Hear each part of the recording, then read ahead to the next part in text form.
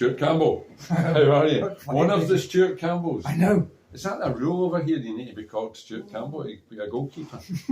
Thanks for coming over to Netherlands today. Did you? Is that your first time over here? Second time. Right. Yeah. You enjoy it? Well, it's a new experience playing outfield. Yeah, we see goalkeepers today. Yeah, it happens sometimes. Body didn't collapse. No, that's quite some nice touches as well. After 40 years, imagine what you could do if you've been practicing. Exactly. How long have you been playing walking football, Stuart? I don't know, 3, 4 years, something like that. I started. Everybody's lost track of time with the pandemic, really, haven't they? I was actually thrashing my granddaughter at badminton. Right. At the Emirates, and the sun is. It was half the hall was curtained off. And suddenly, I had this huge amount of bad language. Right. And that curtain bulged. Oh, this is too good. Got to see what's happening there. This huge bloke was crashing into it. I thought, this is great. I want some of this. And this was this Glasgow Giants that were playing, or this walking football? It was good. And how long ago was that? 3, 4 years. I can't remember. 3 years. That was your first experience of walking football? So I went along to join them the following week, and that was it. I was doomed thereafter. Yeah. And that was the Emirates? Yeah. Where are you from? Where do you live? Denniston. Okay. I assumed you were West End because your home partner seems to be Drumchapel or over at Scotstoun just now. They all have a different feel to them. Mm-hmm. Yeah. I like the Drumchapel. I like the boys the that play there. Yeah. Absolutely. And you get to know people, don't you? You get to know some of the lads. Exactly. And the competitive stuff, you've now played, as far as I can tell, you've played for the over 50s, the over 60s and the over 70s and goals. I'm looking forward to the posthumous team. There'll be a few goalkeepers to choose from, though, hopefully that'll be a yes. Well, hopefully not. Hopefully that's a wee while away, Stuart. So, walking football, what has it done then? What part does it play in your life now? It's continuity with the past, really. Mm-hmm. Like where are you from originally? Born on the Isle of Wight, lived in Portsmouth. Right. And then Cheltenham.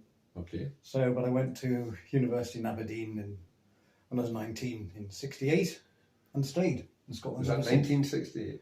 1868. So I've stayed ever since. You've been in Scotland ever since then? Yeah. Why Aberdeen? Why was there a connection there or just a poke in the map? I'd hitchhiked round the summer before. I remember seeing Aberdeen as you approach from Stonehaven. I thought, just what a wonderful place. I think my dad had been trained as a RAF Spitfire pilot, or no, Wellington. Anyway, up in King's College. One of the big things. I went there. What did you study? English. Right. English, and of course it was pre-oil then, so no one knew anything about Aberdeen. I couldn't understand a word. People said to me they couldn't understand me. Yeah. I was homesick. Nothing changed there then. I used to hitchhike home every other weekend. So before the motorways, when I got home, quick cup of coffee with my mum and dad, and then back up again. But after the first month, something just shifted in my head, and I just fell in love with the place and Scotland. The secret is to give it that month, 6 weeks, a couple of months, what it takes, because it does click. Some people don't get that far, or they haven't got that, or they don't enjoy hitchhiking enough. I suppose with the when I meet people, the question, where are you from? And I realise I've got this, semi-posh English accent. And so I said, I've lived for 53 years in Scotland. Yes, but where are you from? So what did you do after uni? Did you come down to Glasgow then? No, I spent 40 years in Edinburgh. As a teacher, English teacher. Okay. And I got to be English advisor, and then I went into educational management for West Lothian, which I didn't like really. I didn't like going around schools, putting pressure on head teachers to demonstrate their performances. We parted. You enjoyed teaching? Yeah. And then, complete change. I went in to be a mental health trainer. Right. I applied for a job at Health in Mind. They wanted a training officer, and I phoned up and said, look, I'll be honest, I know almost everything about training. I know nothing about mental health. Right. And they said, well, we're quietly confident that you have the opportunities to learn. And I did 10 years with them, and hopefully. And what was that doing, Stuart? What did that entail? Delivering training to and visiting places and teaching people about depression and anxiety, psychosis, self-harm. What kind of Lots of people? Teaching Few- professionals? Well, no, there fewer. I did a lot of work in prisons, Okay. and I think I've visited most of them in Scotland now in a professional capacity, and one or two of them in another capacity, but not as an inmate yet. No, but I love that. I loved all the complete variety of people, and you sounds pompous, but I thought it was really making a difference with Yeah. people. You can tell when you connect, and people open up and say, yes, I recognise that. So, training mental health practitioners?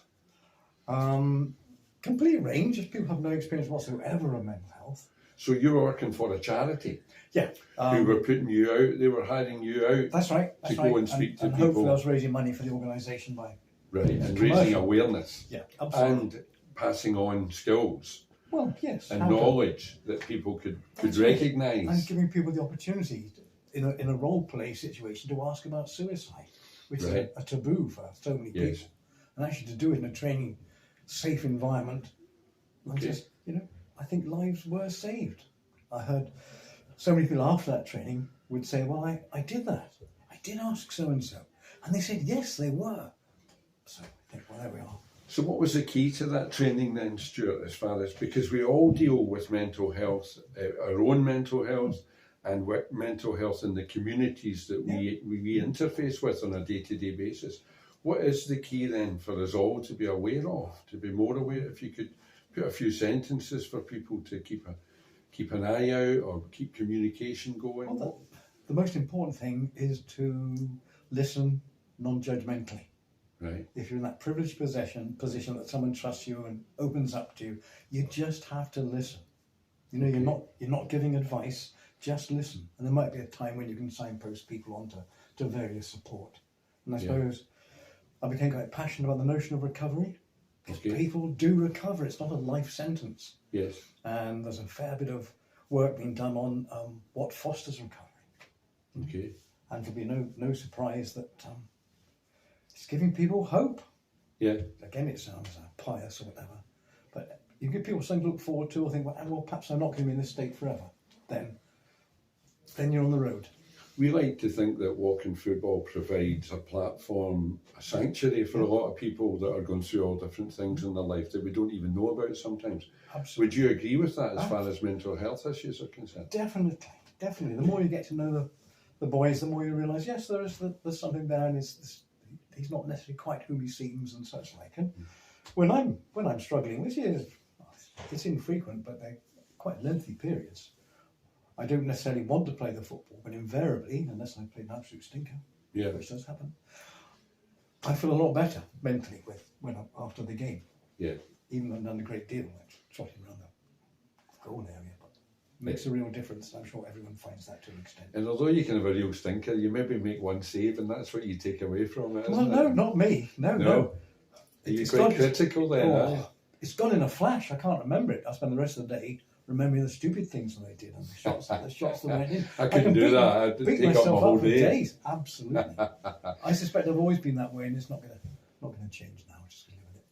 Stuart, you're very agile on the park. Have you kept your fitness up how have you kept your fitness up? You mentioned badminton there with your daughter. Is there other sports involved? No, when I played. Cycling? Or... Yeah, bit of cycling. I played rugby for most of my days until What's that? I broke my kneecap playing for Aberdeen University. Okay. And they took it out. So I've got one of the ugliest knees in walking football, which is why I wear the tracksuit bottoms. I don't want to frighten. Exclusive here. I don't want to frighten people on the park. It's amazing, especially the older you get, what bits of your body you can do without.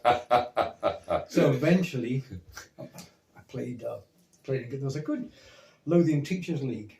Yes. God knows how many decades back, and a lot of players from the junior football and also the lower Scottish League players, part-time players. So it was quite a high standard.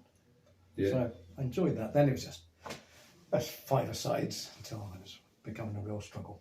Yeah. So hence the joy of having some continuity and still being able to do it and convince yourself you're not really 73 or whatever. Is that what you asked? Almost a month to go. So you're looking forward to the over 70s? We've got a league this season, there's a monthly league. I've been approached. I take it you're playing for Drumchapel. No, they haven't gotten over 70, so I thought Oh, Matt had a go with me, so it could be. good, good. There we are. So that's great. It's great. It's great to be chosen. What is it they talk about in football when you get, is it tapped? You've been tapped up by Matt Ramsey. Exactly. That's all right. That's allowed. He's allowed. So it's always flattering. It always seems a privilege, when I'm not feeling too fraudulent. I just love playing. And it gives it an edge, that competitive side, doesn't it? Absolutely. You said to me the other day, where were we playing the other day? At Torry Glen. In the 70s, you played for Glasgow in the 65s, the Champions League team. And you said to me, I was okay after the first game when I got over my nerves. Yeah, oh, absolutely. I can be nervous for 2 or 3 days before a tournament. Yeah. And the only time I enjoy the game is afterwards if I've done well. Right. Which is a lovely feeling. Yeah. It doesn't happen often. It's something we don't speak about, but I think it's true of nearly everyone that comes to walking football. Certainly that's played football or sport throughout their whole life. Why should that change? It's those butterflies that make it good. You probably had butterflies at primary school, when playing sport. And it's been part of a team because you don't want to, especially goalkeeper, because everybody's going to blame him anyway. That's right. If they don't blame the referee, they blame the Yeah. goalkeeper. That's probably the first stage, not to let people down. Yeah. And then secondly, not let myself down. But that's where I am. And enjoy it. Yeah. And it's a special place in the walking football, the goalkeeper, because you've got your own box and that restricts you as well because you can't come out of there. The distribution's so important as well, Which is not a strong point, as you No, know. your kicking was good today. I thought your kicking from goal was good today. Kind of. Yeah, who cares? It's good fun, Stuart.